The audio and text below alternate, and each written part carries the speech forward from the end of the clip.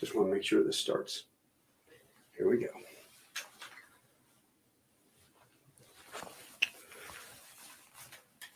Oh my gosh. Good afternoon, ladies and gentlemen. Mitch Taco Bell, retired Marine Lieutenant Colonel. Today it is a real honor and extreme pleasure to be sitting talking to Col Dean Caswell, he was the last ace of World War II. And as I understand, the last surviving ace from World War II. We're down at his ready room, if you can see this beautiful display behind you. And we're going to talk about his time as a Marine, and especially flying the F-4U Corsair, which is one of my favorite airplanes because, of course, I was raised on a steady diet of Baba Black Sheep when I was a kid. Robert Conrad, that was a great show. But I figured we could sit there and talk about stuff. So you were just telling me about Marines and character and the hard work that your father passed on to you. It's called work ethic. The whole thing started in terms of that subject. When I was 3 or 4 years old, I began to get chores to do on the ranch. And I was the only boy. There were 3 girls, all younger than I was. And Dad was an entomologist and gone a lot. So there was just me and Mom, and I had a lot of work to do to keep that ranch going. As a little kid, I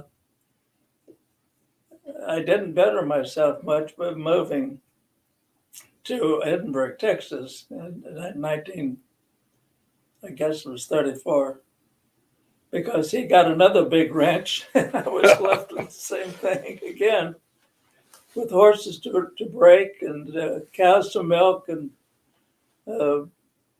always had to get up at 5 in the morning and just had a job to do. And he taught me by himself with the help of my grandfather, who I'll talk about a little later.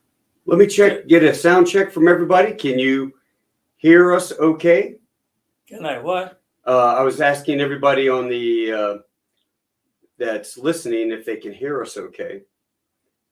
And I believe we can. So where exactly did you grow up?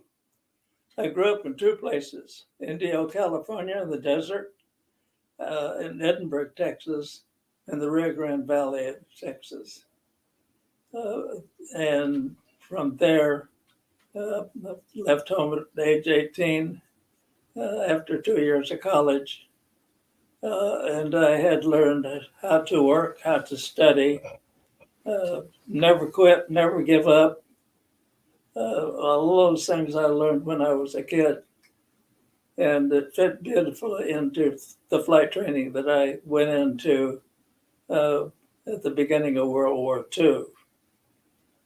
I ran away from home, by the way, with $35 in my pocket. That's how well planned I was.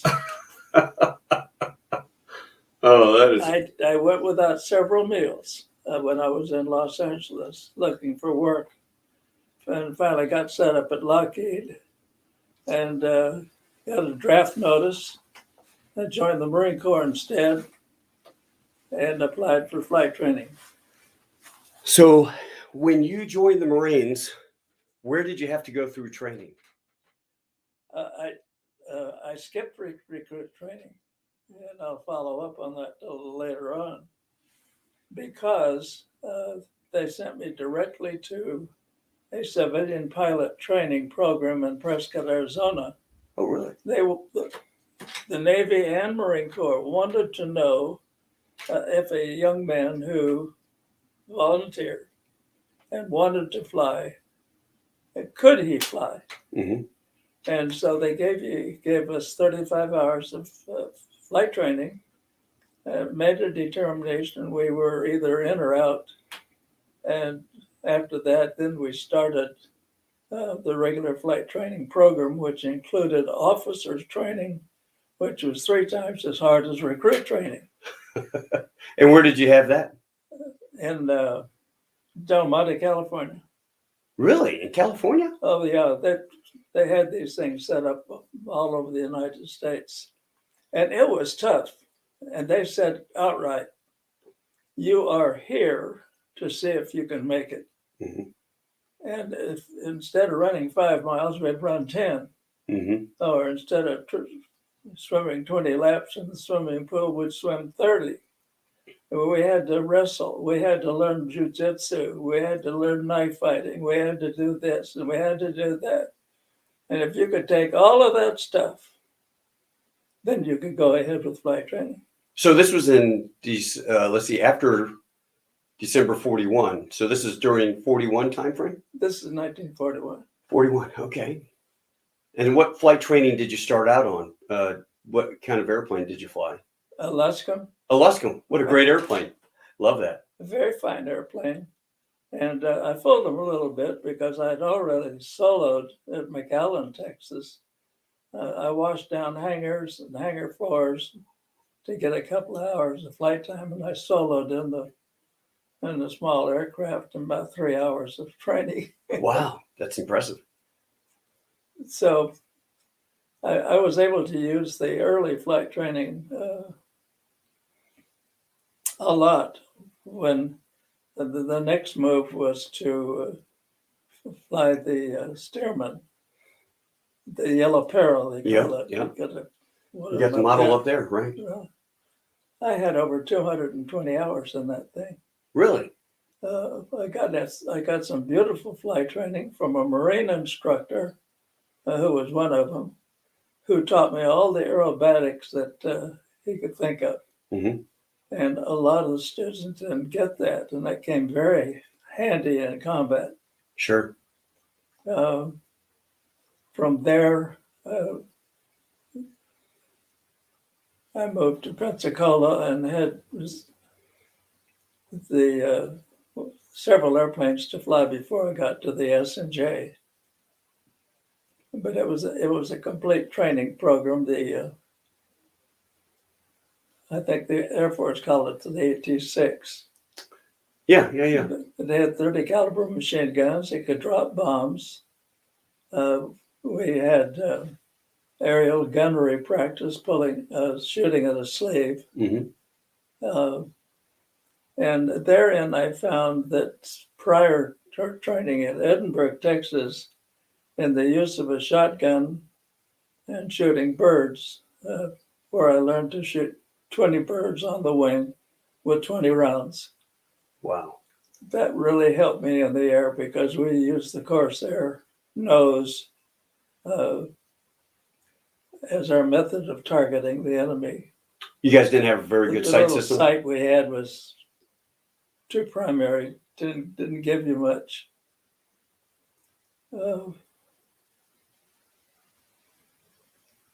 Skipping back to, well, that's not really skipping back, but flight training ended an immediate assignment to a Corsair squadron.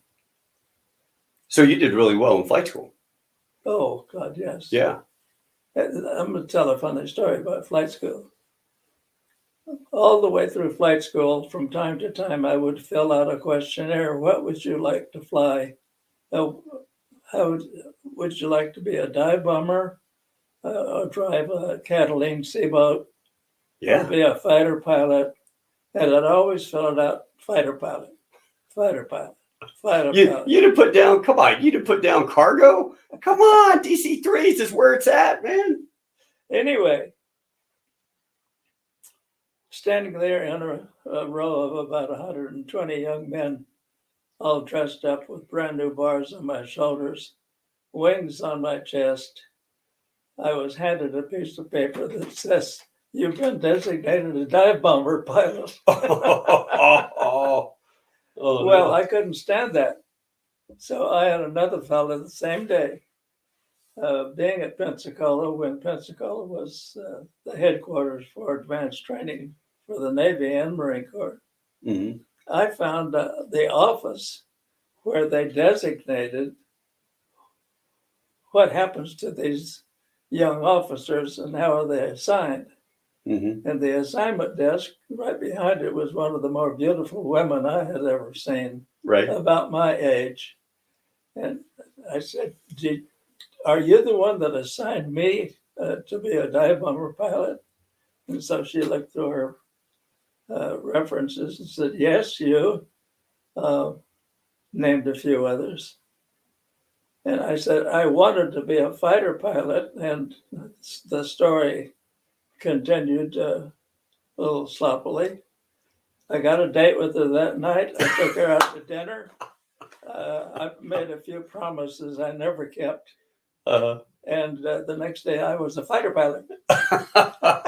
So all that training. Oh, well, at least they didn't put you down and say you're a blimp. You're going to get half a wing. You're going to be a blimp pilot, you know.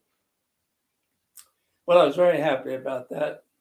They sent me to Santa Barbara, California, where they had formed an old squadron of VMF 221 that had been in Guadalcanal, reformed it with some of the Guadalcanal experienced people. Mm-hmm. And we had 36 pilots that trained for 9 months to do everything what one could ever think of and make the airplane do things you never thought of, and went aboard a carrier. But going back to VMF 221's training program, Jim Sweat was my instructor. Mm-hmm. You know the name Jim Sweat? No, sir. Jim Sweat, Medal of Honor winner, shot down 28 airplanes in Guadalcanal, and then when he went with us aboard the USS Bunker Hill, got some more. Wow! I got all the aces from 221 in that Case. I do see that. So anyway, 36 pilots were triple aces and shot down 187 airplanes. wow. One squadron. I got 15 myself. That was allowed to be counted. Right. And you got 7 in one day. That's kind of going forward. But the training, what year did you get into the F-4U? What year was that? 42, 43 now. Is that about 1943? 22 years old. 22 years old. You're 99 years old now, right? Correct. And so about 1943, early 43 is when you got into the F-4U Corsair?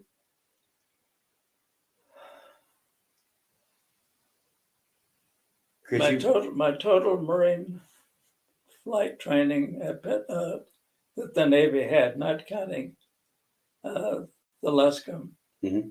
was 9 months. Oh, wow. Oh, okay. I had 9 months training. So it would have been 42 you were in there. It was true training. Right. The Jim Sweat out of Guadalcanal, where he got the Medal of Honor, knew all the tricks of the trade. And he had just flown the Corsair, the F-4U-1A, they called it, mm-hmm. Just before he left Guadalcanal. So he had a good head start on using the F-4D. I mean, the F-4U-1D that we had. We could do 425 knots at 10,000 feet, full power. That was pretty good. That's a great airplane. It was better than 51. Mm-hmm. We could do more. We could carry more ammunition. We carried bombs. We carried air-to-air rockets. Air-to-ground rockets.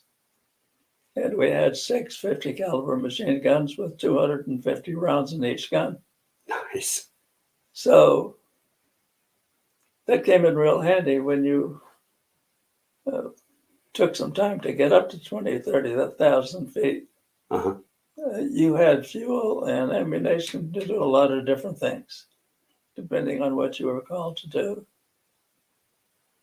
So your squadron formed, you got together with all the guys. You guys had great training, well better trained than the adversaries. I mean, Oh, time-wise. So when you went into combat, you must have had a couple hundred hours by now. Maybe 200, 300 hours? I would estimate about 225. So you're just enough not to be scared and just starting to feel a little cocky. Well, back up. I have been asked the question many times, weren't you scared to fly, or weren't you scared in combat? You're damn right I was scared. I was dangerous. I was so scared. Especially coming back on board an aircraft carrier. Where did you do your initial aircraft carrier training? We had marvelous training for that. We were given 1 day to fly the squadron to Mojave, California, where they had another Marine base and a long runway. And we did what we call field carrier landing practice. We did that 4 times with an LSO out there making his signals. Each one of our 36 pilots went around 4 times under the control of a landing signal officer. That made us ready to go down to San Diego and fly out 100 miles to the USS Ranger. Right. And this was the boat that Doolittle had for he launched his 25 airplanes. I mean, not 25, the B-25. B-25s, right. We were given 4 landings on the Ranger, and we were qualified. Holy crap. No wonder we lost so many airplanes back then. And were you scared? You're goddamn right I was scared. So now it's pitching. And the unfortunate part, we actually lost 2 pilots just on the ground training, Right. field carrier landing practice. We lost 3 pilots who were trying to qualify on the Ranger. Oh. With so little practice, it was damn dangerous. Oh, yeah. Because we had to make that turning approach. Yeah. 3 knots above stall. Because when you got to the LSO and he gave you a cut, when you took the power off, when he gave you the cut sign, that airplane dropped right like that. From 3 knots above stall, it went into a stall instantly. Right. And how did you see the LSO signals? The nose is so long on that F-4U Corsair. I mean, because you're at a stall. Canopy back and our goggles down and looking outside like that. Oh my God. Well, I made 140 carrier landings off the Bunker Hill. Wow. That is very impressive. Now, were they all daytime or did you do nighttime traps as well? Without an accident. Knock on wood. So I was lucky. Yeah. Because we lost many that way. Did you guys practice night landings at all, or was it all day? No, we didn't practice, but I made one. Did you? We got sent out too late. The whole program during my tour of 1 year in the Pacific, which included Iwo Jima, Okinawa, and God knows what else.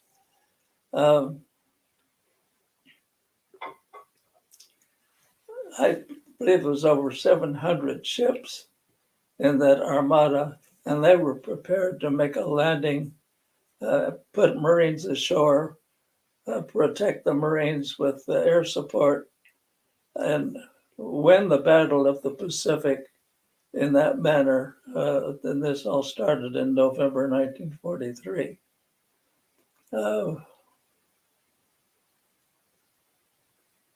Things got kind of mixed up with all those ships running loose, and a general they were spread out a lot, but things didn't go according to timing, and which brought me to the question of night carrier landings.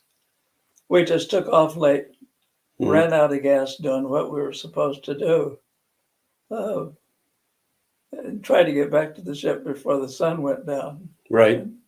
Didn't make it. They could not turn on the ship's lights because the Japanese could see them. Oh. So it was really a night landing, and some didn't make it. Oh, God. They tried not to do that again.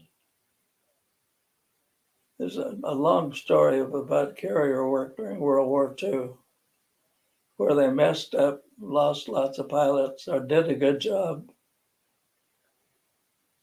Grandpa Pettybones probably had a lot of cartoons, you know, a lot of examples for the safety magazine based off of real life stuff. 110 combat missions, and there was a strange way the Navy handled the Marine Corps. Admiral Michener, who was the task group commander in charge of all those 700 ships, the Bunker Hill was his platform, and that's where we were on his ship. And he had a staff of Navy officers, no Marine on the staff. Right. And they set up the control of who counted airplanes shot down and who didn't shoot them down. And they had rules like, if you shot an airplane down below 5,000 feet, didn't count. Why is that? You had to be at altitude well, they're back in World War I. You had to be in combat. And you had to win that battle between airplanes. But anyway, we had a science of cleaning out Japanese airfields on the Big Islands. It was two divisions of Corsairs flying one right behind the other, coming in at sunup. And most of the airfields were along the water's edge anyway. Well, they knew they could hear us coming. So the airplanes would start taking off of their runways. And the first formation, which that was always my place, I led a section. We would come across that runway and catch the guys as they were coming off of the runway. Right. They were not maneuvering because they were trying to get off safely and get to altitude. And so the first section would go and shoot down all that they could on the first pass. And the second division was right behind us with our fire bombs. They would lace the entire runway and any airplanes that hadn't taken off with the fire bombs. Right. It was devastating. Napalm? But you couldn't count those airplanes you shot down, even though they were airborne. Oh, really? I got 28 of them. Who cares? Thanks, Navy. Thanks, Missioner. Man. So how about you had 36 Marines on? So it's a Essex, Bunker Hill is a Essex class carrier, Yes, right? Mm-hmm. So you had, was it all F-4U Corsairs on there? So you could change parts with the Navy No, or?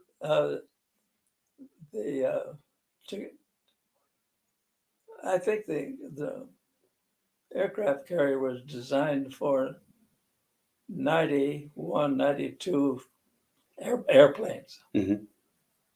We could launch with 2 catapults, or we could deck launch without the use of catapults. So they put 2 Marine squadrons, 36 pilots in each squadron. In fact, my wife's husband was in charge of one squadron, and Jim Sweat was my squadron. He and I became very good friends and was a friend for life before he died, now 11 years ago. He's one of them up there. But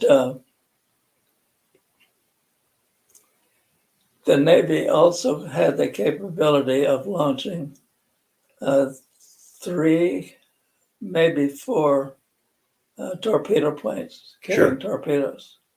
And they had 2 or 3 SB-2C Brewster Buffaloes, bombers. Mm-hmm. All they carried was bombs. And it was the Bunker Hills planes that sunk the Yamamoto. Really? Mm-hmm. I didn't know that. Wow. The story of the Yamamoto, I could quickly tell. We were in the era of the kamikaze. In fact, I've written a book about it. I'm going to give it to you before you leave. Nice. No pilot that I know of had ever written about the suicide pilot strategy that the Japanese used. And the Japanese lost 4,000 young men as kamikazes. When they ran out of men, they started using boats as kamikaze. And then they were going to use the Yamamoto to go into our fleet and run up on the beach. This is hearsay now. Run that big old battleship up on the beach at Okinawa to help win the Okinawa War. And so they sunk it before they got there.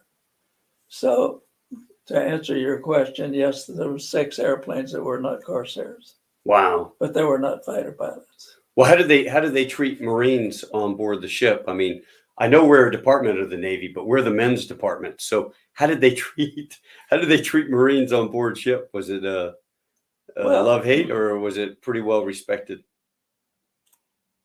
I'm sure they had a great deal of respect for what we did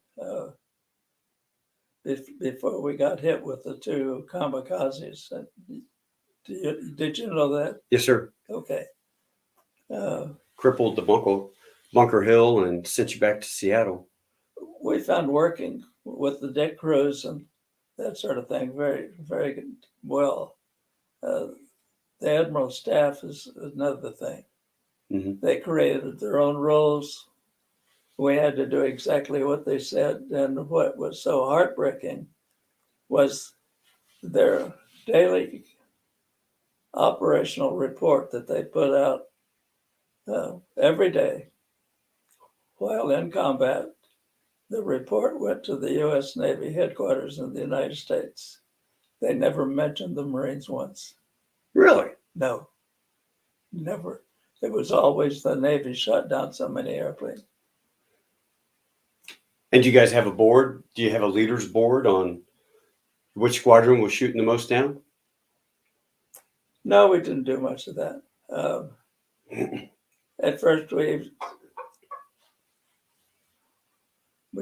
tried hard to keep up. We had a clerk to keep up our logbooks and our flying, but you had a lot of red ink in that. The problem was mental on the part of the pilots, the Marine pilots. Mm-hmm. That kind of fighting activity, and I could talk about 2 more wars I was in.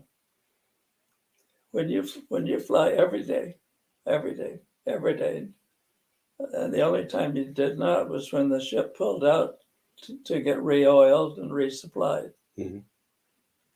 You don't give a shit, Mitch. Mm-hmm. It was like you all the time. So there hardly was any conversation between the Navy and the Marines. Everybody did their job and did it well, or if they didn't, they died. If you had your choice, would you rather be land-based like Boeington's guys, or on board the ship? Never. Land-based was terrible. Yeah. It was dirty. It was uncomfortable. Poorly supplied. Yeah. They had a hard time getting parts and pieces for the Corsair or the F-3s or whatever they were using. at one time I heard while in training that I would be joining a marine outfit going to an island. So this business of going aboard a carrier just was on a moment's notice, which is why our flight training for carrier work was so little. Right. We thought, why do we have to do this? We're going to be long crushed coral runways, you know? So getting back to the subject that I started talking about, the character of the guys that survived, is the only ones I can really speak for. You never quit. You're highly dedicated. You're solely intent on getting the job done well, because if you didn't, you died. When you live in that atmosphere for a while, you lose your own character. You're not the same guy. And once you're through with it, it took me 3 years to overcome the person I had become. Right. In fact, I was going to write a book on it called Whatever Happened to Dean Caswell, because you changed. Sure. And you really were falling back on early life training and, what made you the guy you were. It's a very interesting subject. It is. It is. And it took 3 years for you to overcome that, just in time for you to pack up and go back over for Korea. Yeah, then I had 350 combat tours there. I spent 2 years in Korea. Did you really? I flew 4 different airplanes in Korea. What'd you fly there? Believe it or not, the F-4U 5N. What is They put a radar in the airplane. It didn't work. The idea was to fly at night and shoot down somebody. Oh, that had the big bulb on the left wing? Starboard. Radar or starboard? Starboard side. Okay. And we had the F-7F Tiger Cat. I've got one in here. Oh, yeah. It had a little better radar. Then we had the F-3D, which I trained for in the States. And we had a acquisition radar in the nose of that jet airplane that could spot a target 36 miles away. And it was the only fighter in the armed forces that could do that. So the Marines were asked to support the night bombing for the B-29s up on the Yellow River. Right, right. I got a beautiful story for that one. Okay. The MiGs caught on pretty quickly when they found that we were up there, and we'd set it about 24,000 B-29s to come in, about 21,000 to drop their bombs. And it was illegal to get anything over north of the river. Right. You heard that one before. Right, right. So they were very careful where they dropped their bombs. So we would hover above them in pairs, crisscrossing over their flight line. And the MiGs would come up, and they were ground controlled by radar. Right. MiG-17 or MiG-15s. 15s, right? 15s. Yeah. What did I do? Say MiGs? Anyhow, it was the 15s. And then later the MiG-21. So we were slow. They were supersonic. We had Mach 0.91 as our max. So it gave them the advantage, but we had tail warning radar that could spot someone on our tail as far away as 2 miles. Right. And you'll love this one. radar operator sitting on my right side. I'm flying on the left. I've got a scope. He's got a big scope. Major, we got some guy on our tail. Okay? Wait till he gets 1 mile away from us, and we'd wait because the MiG is chasing us. Mm-hmm. He's And what do found us by ground radar. And what are you flying? The F3D. F3D. Okay. Skynite, they called it. And they had a lot of gas. The story of it being born is quite a lengthy one and a mistake the Navy made. That's why the Marines got it. Here we are, Marines supposed to be supporting our troops at night. That was what we were up there for. We were all night fighters, flying either the Corsair or the F7F or the F4D. Oh, no, F3D. Right. Anyway, the guy's creeping up my rear end, and at 1 mile, and we had tried this out in the States, I go into a 45 degree dive instantly, which takes us off the screen of the guys on the ground. Uh-huh. And it's been a long time.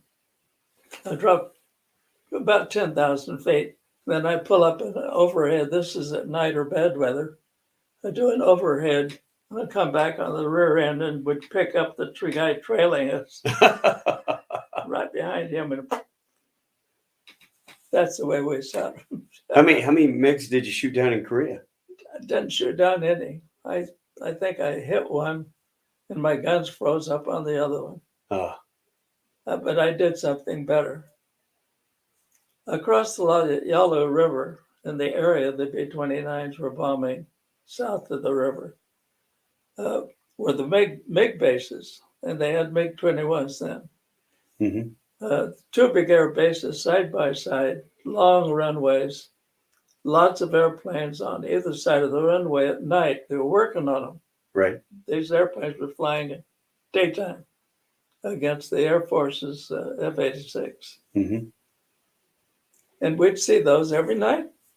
We'd be sitting at 40,000 feet looking down, and we couldn't touch them. Oh. Couldn't touch them. NATO wouldn't let us do it. So one night the B-29s didn't show up. Right. Don't know why. So my partner and I were left up there, and there was another pair, and I don't know what they did. We were about 40,000, I guess. The night was as clear as it is in this room. I could almost count the airplanes on the runways. Right. So I flashed my light one time, signaled that my buddy knew, so he came in and got almost under me, I guess. And he flashed just like that. That's the only way I knew he was there. Uh-huh. And I said, speed brakes now. We had huge speed brakes, so we could get down easy. Right. Our 2 planes were aimed straight at those 2 runways. And they got complacent because they thought you wouldn't come over there. They were safe. Yeah. And again, there's 2 runways, and there's all these airplanes lined up on both sides, been worked on under floodlights. Right. And then I came up on the radio for the first time. No, second time. Speed rates now. And he stayed right with me. I said, right side, I take the left. He didn't say anything. We tried to stay off the air. I came down 500 feet over those runways. I got one side of 22 MiGs. Funny part of the story, we had taken off 300 miles away where our base was. Uh-huh. Rain, thunder, lightning. We took off in that crap because we were all-weather pilots. Right. Went off on our mission. Did our little illegal duty. Never really counted them, but I bet there was over 20 MiGs on each side. Big, long, 11,000-foot runways. We came home. We made, we had our standard TACAN and GCA approach. Mm-hmm. Landed in a heavy rain. Taxied up to a taxi place, and we got out of the airplane by an overhead latch or hatch. Uh-huh. I'm climbing out of the hatch, and here comes a guy out of operations officer. Hey, Caswell, do you know anything about MiGs being shot up on the yellow? I said, in weather like this? Yeah, but don't they have gun And camera? he's all wet. He said, oh, shit. So we never heard anything. They didn't check your gun camera? Or did you guys have gun cameras on that? No. On those We airplanes? didn't turn them on.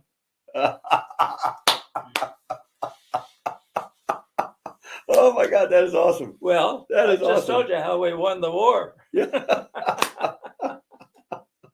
So you guys wiped out 40 MiGs. Did you ever tell anybody over there, or did you just keep that as a secret between? Did you keep that as a secret between you and your wingman? Dead secret. Uh-huh.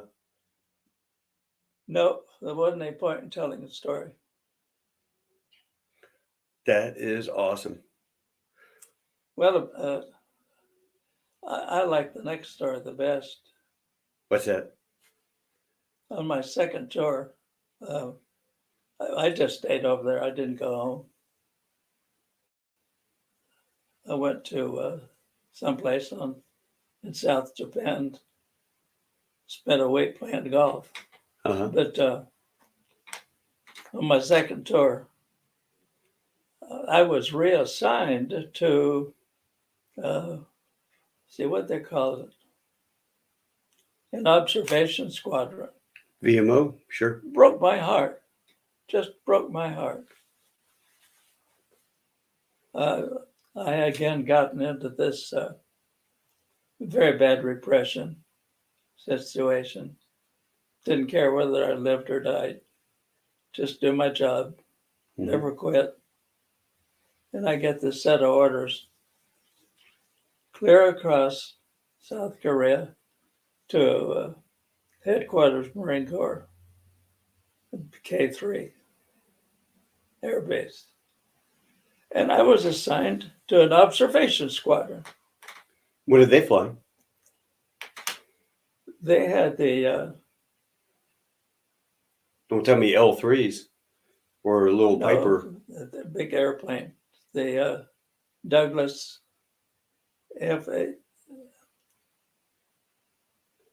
It's been so long, I almost forgot it. A very, very popular airplane for dropping bombs. And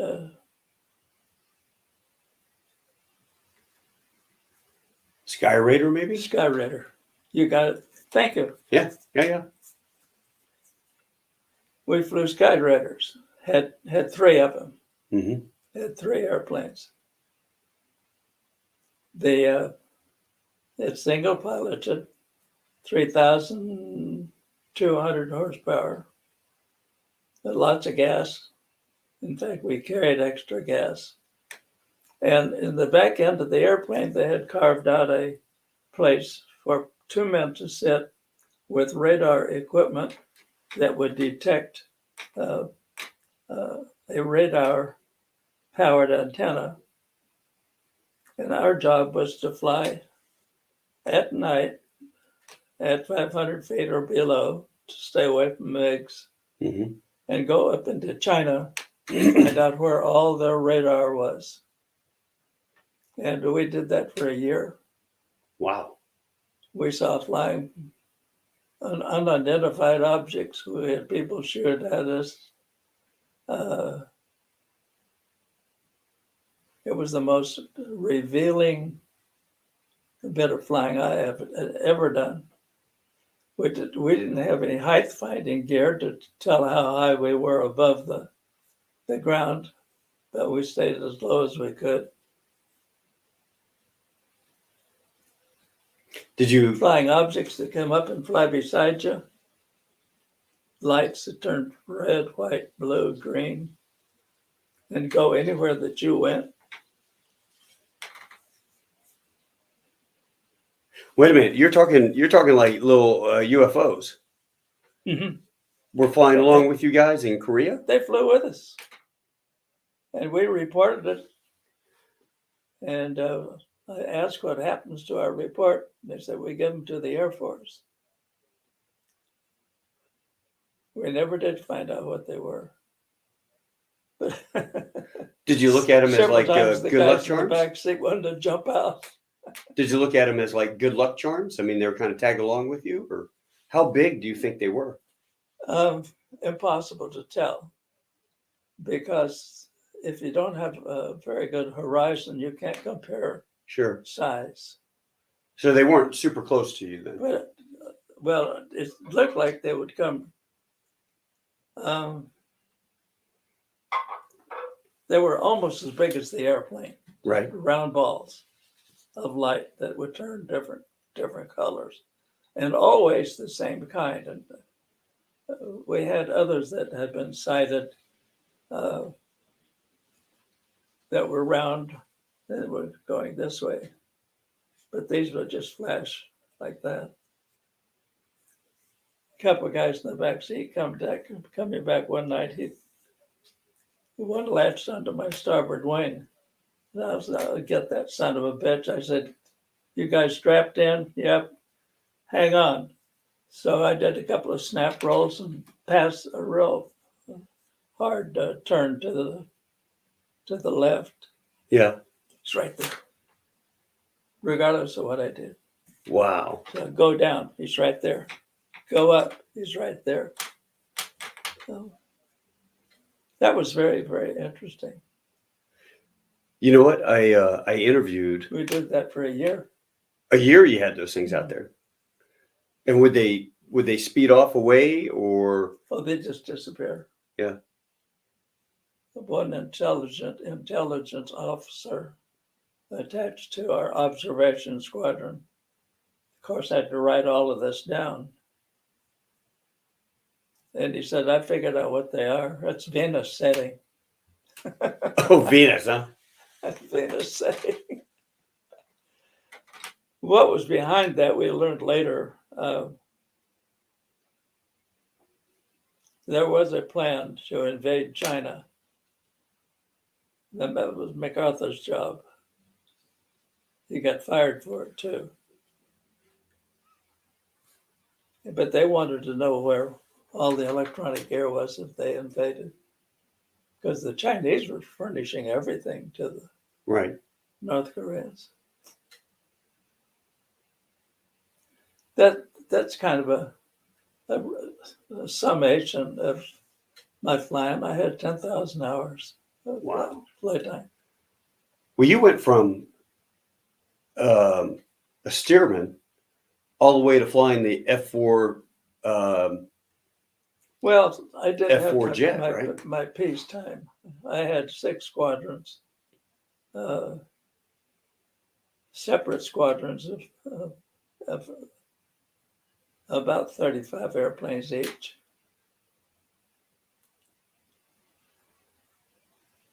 Did you ever know the Great Santini? Tell you what? Did you ever know the Great Santini, Bull Meacham? You know the story that was written, the Great Santini, and it was based off of. Well, I saw the movie. Yeah, the real guy. I mean, he was a East Coast F4 Phantom guy, but he flew F-4U Corsairs in World War II. My last airplanes was an air group of F4s, and I had just finished as commanding officer of 22 Crusaders. There's one up there. Right. And that was kind of an interesting story in itself. They had a meeting of NATO over in Europe, in Paris. And the Marine Corps was there. The commandant of the Marine Corps. Mm-hmm. No, the chairman of the board, I guess. So. was there. He came back with the information that Norway had a complaint. They had an agreement from the United States that in the event the Russians came over the top, the North Pole, which they had before, if they came over the top, we would furnish a landing force and an Air Force cover for the landing force. Mm-hmm. And they pointed out to the board meeting that there are no, this 1963, there were no navigation facilities up around the North Pole. In fact, nothing north of Nova Scotia. Mm-hmm. So it was impossible for them to carry out the mission. They wanted to know what they're going to do about it. And Chief of Staff held a meeting of which the Marines were there, Navy, Air Force, told them of the problem, said, who here can navigate where there are no navigation facilities? Or maybe, I think it was discussed, they could maybe aerial refuel some way. Nobody. Marine Corps, headquarters Marine Corps. Commandant says, the Marines can do it. Boy, don't you think the Marine Corps bubbled there for about 3 weeks trying to find somebody who could do it. Celestial navigation. My Crusaders had just finished their refueling. Uh-huh. I had the only squadron, all the other airplanes flying around, fighters that could aerial refuel. So I was given the job of proving that we could furnish air support. Right. In northern Norway, above the Arctic Circle, based out of a place called Bodø. Yeah, I go to Buddha. You know where Bodø is? Yes, sir. I've gone there a couple times for exercises. It's cold. Well, I guess this was before you came up there, because I thought we were the first Americans that had seen the Bodø. Oh, no. This is the 90s. Anyway, we aerial refueled 9 times. We had your C-130s. Right. 9 places up along the shore through Goose Bay and up going across northern Greenland and winding up at Bodø. Never having landed there, I had a piece of paper with landing instructions on how long the runway was. Right. And know all those mountains that are around there. Yep. Well, we came in there, and my boys, I had trained them all to be good all-weather pilots, because I had been for years. And I was sure glad, because when we got there after refueling 9 times, we picked up the TACAN signal, reported in for landing with 22 airplanes. And we took them 2 at a time and came down to followed GCA down from the 10,000 feet that we started. Mm-hmm. And we landed 22 airplanes without anything happening. Wow. And that's with the Shamrocks. Shamrocks. Yes, sir. And there's a picture of them right there. Oh, yeah. 333. The pilots and the airplane. And nobody had done that one before. Oh, that is awesome. That is awesome. 333. There Anyway, we go. I did a tour in the Blue Angels, or a partial tour. I got hit head on by a drunken illegal alien while I was there. Spent 2 years in the hospital. That changed my attitude a little bit. Right. What airplanes were you all flying the Blues at that time? A Grumman.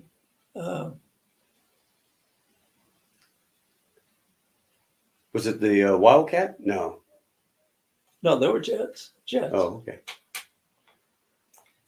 It was the first one with a Coke bottle fuselage. And my memory's not good enough to remember the name now. They had so You know, many I'm jets losing back my then. I memory. don't know that. My memory used to be as sharp as a tack. Well, you know what? You're 99 years old. If I can just be a tenth of the Marine that you are right now, I'm doing all right. Okay. So don't worry about it. I guarantee you there are people out there going, well, I'm only 45 and I got up and I can't remember why I went into the kitchen. So don't worry about that. That's all right. Well, amongst all the stories that I've told, or the few that I've told today, I have many stories, and that was 10,000 hours of flying. And so I've written 5 books. Wow. I'm going to give you one. Do you have them? Do you have them handy? Can people buy them off the internet, or Pardon? are they still being published? I publish them myself, and I give them to people that I like. And once in a while, if I go to an air show, I've been asked to bring a few that people can buy. But that's not why I wrote them. I wrote them because all those years in the Marine Corps, my family of 7 took a beating. I was not a very good father. I was one hell of a good Marine, but I was not a good father. So I wrote the books for them, told them the stories that I'm telling you, all of it factual, as much as I could. Mm-hmm. And I've been doing that for about 15 years. That's fantastic. It takes a while to write one. Can I get back to a second? Circle back. Yeah. In Korea, the lights that you saw off the side, was it Venus or was it something? It was something else, right? It was a facetious remark. Oh, okay. Okay. Because I have a buddy. He wasn't a pilot. Right. It was just guys taking notes of what we saw. And we wanted to know what they were. Had you ever heard of Foo Fighters? They scared the shit out of me. Did you ever hear of them, the Army Air Corps guys calling them Foo Fighters over in Europe back in the day? They called them what? Foo Fighters. Foo, F-O-O, Foo Fighters. No. I don't know why, but that's what they called them. They were little balls of light that would follow the B-17s on the missions or whatever. And I interviewed a Marine buddy who he went to the Naval Academy after enlisted stint. And he was the squadron CO of an F-18 squadron when he took off on the carrier off the coast of California. And they got vectored. They said, break, real world. So these 2 Marines are out there waiting to attack the carrier, and they're supposed to attack these guys. Well, they get break off, and they go out to go see what's going on. And he sees this thing about the size of a 737 fuselage down in the water. And he thinks, oh my God, we're doing SAR rescue, maybe. And so as he's flying overhead with his wingman, he sees this object about the size of an F-18 airplane. And it's starting. It's just kind of doing this, going back and forth. And they called it a tic-tac because that's what he said it looked like, a tic-tac, just a cylindrical tube. And so this thing all of a sudden stops and points at him as he's doing the circle, and it's tracking him. So he goes, that thing's aware of me now. So he goes, tells his wingman, I'm going to go down. He starts going down. This thing goes up. So they get into a circle.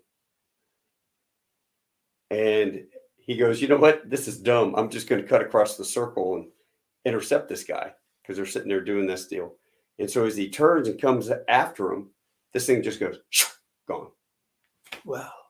And it's called the Tic Tac incident. You can actually find it on YouTube. It's really interesting. Dave Fravor is unimpeachable.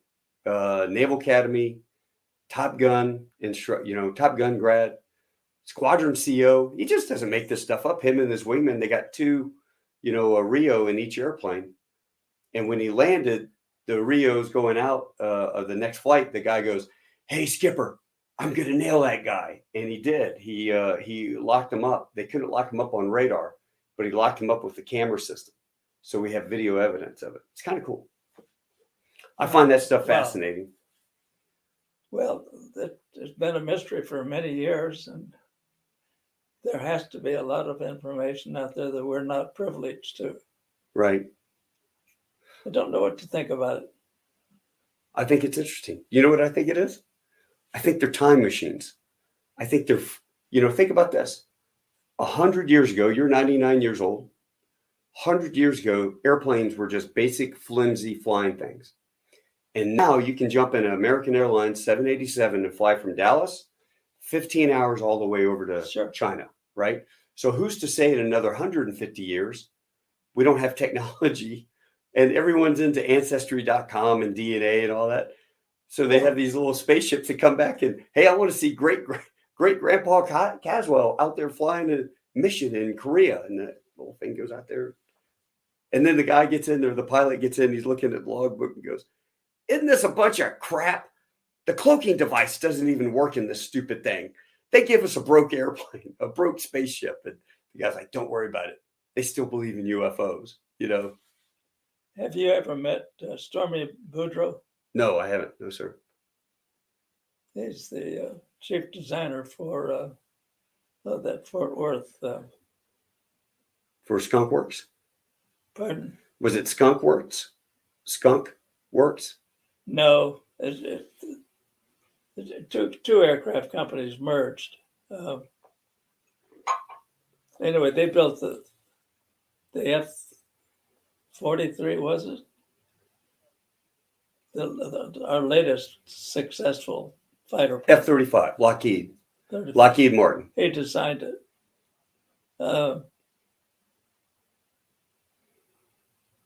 No, I haven't met him. He told me in this house, and he didn't ask me to keep it a secret. I just haven't told anybody that they were launching the aircraft without pilots and directing them wherever they wanted to go. Then on television, about 2 months ago, some reporter got a hold of the fact that one of our latest fighters had shot down a Russian airplane over there in Asia someplace, unpiloted, but directed from Philadelphia. What? Unpiloted aircraft shot down the enemy and was directed by a person in Philadelphia. How long ago was this? Was it, recent? 2 months ago. Really? And that's the only time it was on. Apparently it shouldn't have been on. Then my wife, my daughter, who used to live across the street and just moved, her boyfriend of some 25 years has been designing satellites to shoot down other satellites. Yeah. And he said they've done it. Wow. And that's all he said. He said, we know how to do that. So a lot of things happening. Let me ask you this, going back to World War II. When you went to Iwo Jima, how was that covering the Marines on the landings? What did the invasion of Iwo Jima look like for you on the air, in the air? Task Force 58 had 14 carriers. I think 9 of them were the Essex class, and the others were smaller ones. For Iwo Jima, Michener sent the Bunker Hill, and I think there were 4 other carriers. The reason I say I think so, the weather was absolutely miserable. The clouds were down to 200 feet, raining like hell. That we were putting Marines ashore, crawling on their bellies into the fire of the Japanese that mostly had their weapons in caves, firing toward the beaches. So our job as as directed and tried to explain to us was you take off the carrier, 200 feet ceiling, and you fly to Iwo Jima, and you'll be in touch with ground control, and you try to hit those guns in those caves. Mm-hmm. So we used our air-to-ground rockets, and we also used 500-pound bombs on the Corsair, and we'd fly right into the mouth of the caves, not any higher than 200 feet off the ground or some variation in there, depending on how bad the rain was, and would fire our missiles right into those caves. Were they that accurate? Pardon? Were the missiles that accurate? Pinpoint? I mean, were they pretty good? Oh, fair to middle. Yeah. They sprayed. We had 4 on each wing, and you could fire them in ripple. Choo, choo, choo, choo, choo, choo, choo, choo, choo. So the airplane didn't do this. Mm-hmm. Now, to do that, we tried to use 250 knots, 300, something like that. Mm-hmm. That mountain comes up pretty fast. Sure, yeah. So, and we didn't see it real quick because of the rain. And we had 3 days of that, and we lost pilots. Oh, They ran into the hill or something. And those poor bastards on the ground crawling on their hands and knees. yeah. We did that for 3 days. Wow. And I can't say that we had won that particular battle, but we must have shortly thereafter. But we gathered forces and joined other carriers and headed for a major attack on Tokyo. Mm-hmm. We sent 400 airplanes on one attack, led by Mary Sesman. Mm. And we voted en route to not bomb the palace. The pilots all voted. Michener asked for the vote. So they bombed everything but the palace. And we had several raids like that, where we would use large numbers. So you flew F-4U Corsairs into around Tokyo? Well, Tokyo is on the island of Honshu. And in World War II days, Honshu was just nothing but air bases and aircraft manufacturing plants. Mm-hmm. You had targets everywhere, right around the town of Tokyo. Mm. So we really didn't bomb Tokyo so much as we tried to clean up what was around there. We lost a lot of airplanes. We lost 2,000, but we got 4,000 Japs. So if you could live with those figures. Yes, sir. How about when the Bunker Hill was hit by 2 kamikazes? You happened to be the ODO that day? I was the squadron duty officer that day. That was 2 days after I shot the airplane, 7 airplanes down. And the Navy didn't want to give me credit for it. No, you didn't do that. Were you there? No. But anyhow, I was having a cup of coffee with my wingman, who I kept with me. His name is John McManus, a fine, fine man. Mm-hmm. And he was with me in that fight. And he got 6. Wow. We both got the Silver Star. Not by the Navy. The Marine Corps gave us the Silver Star. Right. 4 years later. Anyway. No animosity towards the Navy. None. I was below decks in the officers' mess having coffee when they hit almost simultaneously. Mm-hmm.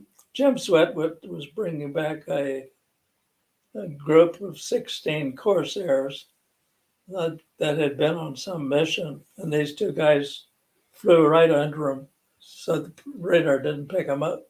Oh. And they were each carrying 600-pound bombs. Uh-huh. They always carried something. The air conditioners for the ships in those days was not refrigerated. They're just big fans. And those fans were not turned off after we were hit, and all that smoke was blown down to the in below decks. And John and I climbed out of the fourth deck below the hangar deck, which is where the officers' mess was. And I had to climb with him hanging onto my coattails. All the lights went out, of course. Where did you find oxygen masks to put on? We were carrying gas masks. Oh, you guys carried them. That was one of the things that we just poo-pooed the Navy about. Why in the hell would pilots carry gas masks when they were aboard ship? Did everybody carry them? They didn't all use them, but they didn't all carry them either. Right. The ones that were down in the engine room for damn sure didn't carry them. So that gave us about 5 minutes of crawl time. And I crawled on bodies that were 3 and 4 deep in the hallway. Got to the stairway, couldn't see anything. And I was running out of air. John right behind me, and there was a sailor behind him hanging on to him. I learned later. And I got to the door that opened up on that stairway, and it was locked. And I grabbed a lantern that I felt on the wall, what they call it, a ship's battle lantern. They're about that square. Mm-hmm. I grabbed that and I beat on that door until somebody opened it. And we lost the sailor behind us, but I got John with me. So we got out and fought on the hangar deck for 4 days and 4 nights. Fought fire. We lost 882 men. Wow. The kamikazes had won that battle. What happened to Sweat and the 16 Corsairs? Where did they go to? They landed on other carriers. How come the Marine Corps didn't take all of you guys and put you with the airplanes on the other carriers and reassign you? How come they sent you all back? Because it's not like you could do ops off of the all I can tell Hill. you is what happened. The cause of orders being whatever they were, I don't know. The Pacific Fleet had established headquarters at a place called Ulithi. Mm-hmm. And it was an island lagoon. That lagoon held 700 anchored ships. Mm-hmm. What a target for the Japanese. But it was a long ways away, about 3,000 miles from Tokyo, or the major islands. And a heavy cruiser, I can't remember its name, it's not important, tied onto the Bunker Hill to pull it out of combat while it was still burning. Mm. They had a lot of people jump overboard. In fact, the ship declared evacuate ship one time, and a lot of them were just lost because they jumped overboard. But there were a few of us that stayed and fought fire. We had Corsairs loaded with rockets on the hangar deck. So we're laying flat on our chests with a hose about that big around with 200 pounds of water coming out of it. It took 3 of us to hold it. And those rockets were coming off of those airplanes over our head and smashing into the bulkhead on the other side. Oh my God. That was very interesting.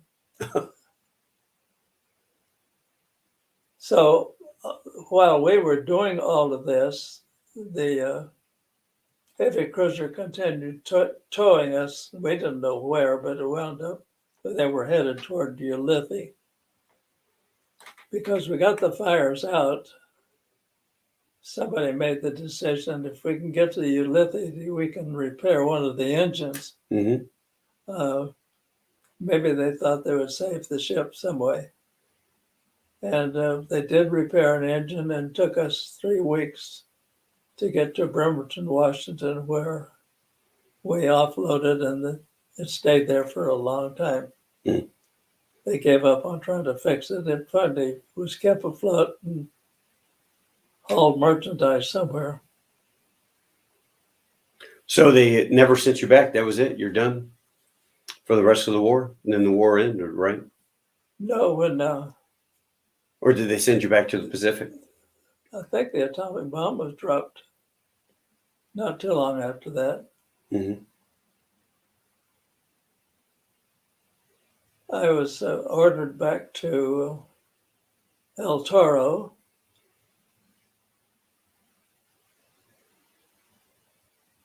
Sent to El Centro, Mm-hmm. where they gave me the job of, the bomb had been dropped, I guess.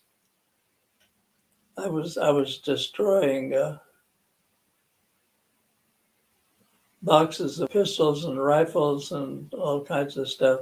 Oh, That was my job. oh no. I kept one pistol. It's in the office now. But Good on you. brand new. What a waste.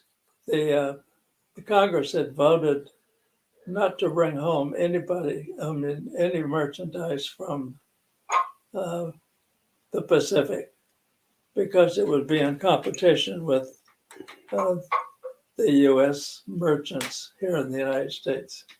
So we were burning them. We gave the Philippines.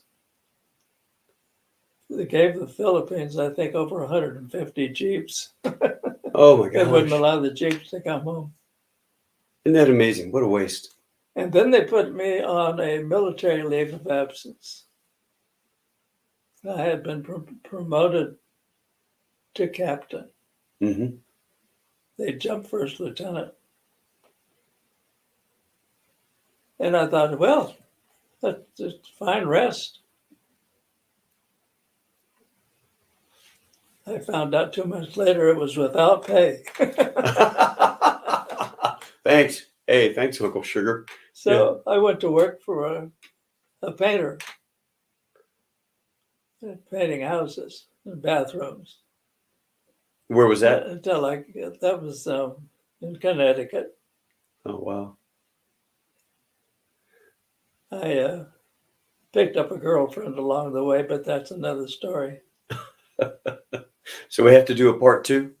But I finally got a letter from Norfolk, Virginia, or to report to Norfolk, Virginia, for a board appearance to keep me in the service. I already had applied for a regular commission, Mm-hmm. and they wanted to verify that. So I got my captaincy back, was sent to a squadron at Cherry Point, North Carolina. All right. Corsair Squadron. And they had a carrier waiting for me, and we headed for Africa. Wow. I was aboard 8 different carriers at one time, So, or another. how many carrier landings do you think you have in total? 410. 410 landings. Wow. They're in my logbook. The reason I know that, I got in an argument with Richard, there's a Air Force, no, a Navy guy. He was Spanish. I got in an argument with me, and he got out his logbook and I got out mine, and he beat me by 10. He was the only Navy pilot in World War II to shoot down a German fighter. Oh, really? Where did he come across that? They had put him on an escort carrier with about 4 F-4 Wildcats to provide protection to the large number of ships, cargo ships, that we were feeding to Europe for the war. Mm-hmm. And the Germans would come out and try to sink those ships with airplanes sometimes, as well as subs. Wow. So he shot down one. Oh, So I made him famous. wow. He made a lot of carrier landings. What was your favorite airplane to fly? Crusader. And how about biplane? Biplane? Yeah. Was the Stearman the only biplane you ever stairs. flew? You couldn't beat the Stearman if you had a stick. Because I owned a 1929 Fleet 2 biplane. But there were several Stearmans. You have to be a little careful there. Yeah. Boeing made them. Right. I don't know how they got the contract, but they didn't. And I understand, Mitch, that the Germans were using them for trainers too. I don't know how that worked. Really? Uh-huh. I didn't know that. I've never heard They that. were also using Texaco gasoline. I've never heard that. You just found out. You guys heard it here on Tall Tales with Taco, Tall Tales with Dean. The Germans were flying Stearmans in training. I knew they were doing gliders and stuff, but big glider fanatics, but I didn't know that they had Stearmans. That is amazing. So you retired in 1968. You were looking at 1968, Brigadier General and you just said, I'm done. I couldn't accept it because that would have immediately sent me back to Vietnam. And I would have been assistant wing commander. And you'd already done a tour over in Vietnam? Pardon? Had you already done a tour in Vietnam? I was in the PR in the fiasco, but I had a reserve air group of F-4s in Japan. Mm-hmm. So I qualified myself a little bit for that, but as a matter of interest, I was heavily decorated for World War II. My attitude toward the Korean War, which I opposed, so the whole Marine Corps did. I didn't accept any medals or anything from the Korean or Vietnam War. Mm. I was on the board of my second tour of Korea on the awards board, and I disagreed so violently with giving awards for building shit houses and things like that. Yeah. That I resigned, and I said I'm not going to accept any awards. I don't need them anyway. Did you? I haven't. Did you ever run across Ted Williams when you were over there? Ted Williams? Uh-huh. Did you fly with him? I know the name. Baseball player. He flew the F-9s, and Right. I think he crashed one. Or John Glenn? Was he? He was there. Tyrone Power was. I know Tyrone Power was a VMGR or VMR 352 pilot. He was flying cargo planes during World War II. He did that. I don't know what he did in Korea, but I know he did that in World War II. We had a number of movie actors who highly decorated Marines. Somebody told me that Paul Newman was a radio operator on SPDs on the Bunker Hill when you were out there as a young kid. We didn't have an SPD on the Bunker Hill. TB, what did you have? You had a dive bomber, right? The SB-2C. SP-2C? Okay. Made by Brewster Buffalo Company. Oh, okay. Maybe he was on that. And made in Canada, by the way. Canucks rule. Well, you've had a totally amazing career. And at 99 years old, you look great. So, like I said, I hope I'm just a tenth of the man you are when I'm 99 years old. Is there anything you would like to say to all my Marine Corps aviation enthusiast. By the way, happy birthday. Oh, Yeah. thank you. Well, happy birthday to you. Yes, sir. To any Marine, regardless of what kind of a job he had, will always be a Marine to me. Hoorah. And I know that most of them feel the same way. Fine bunch of men. Now I'll add a little cream to the pie. My last flying effort was I had 5 squadrons of F-4s, Phantoms, at Beaufort, South Carolina. I had just the year before finished the trip to Voodoo. When I got back from Voodoo, 2 days later, I was sitting at Key West for the Cuban crisis. Oh, yeah? With the squadron. So it was pretty active. My air group commander died of something, a stomach problem of some kind. So they gave me the air group, and I had made it. That's what I had always wanted, Right. to be an air group commander. And all I found was a stack of papers on court martials. Oh. Well, So I had a mentor on the promotion board, I think.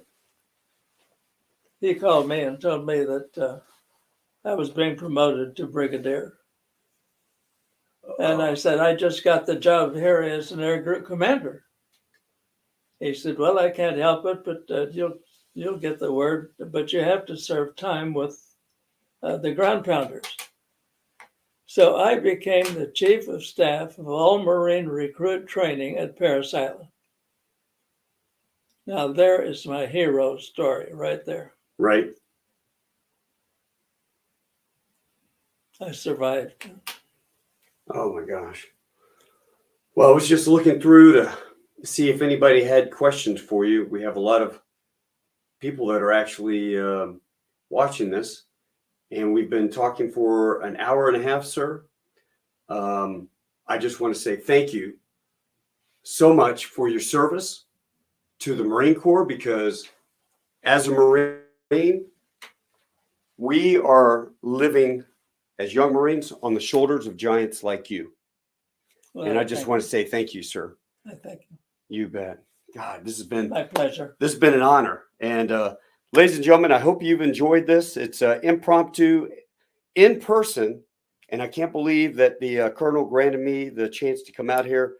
This is a life-changing experience for me, especially probably the highlight of talking to all the vets that I've had. So I hope you've enjoyed it, and we will hopefully see the Colonel again one day soon. And thank you very much, Mitch. Thank you, sir. Let's see. Mateus says, thank you for your incredible service, sir. We are grateful for your sacrifice. Bill Becker, who's a retired Marine colonel, says, salute. We got Desi, another Marine. Awesome memories, great stories. Simplify, sir.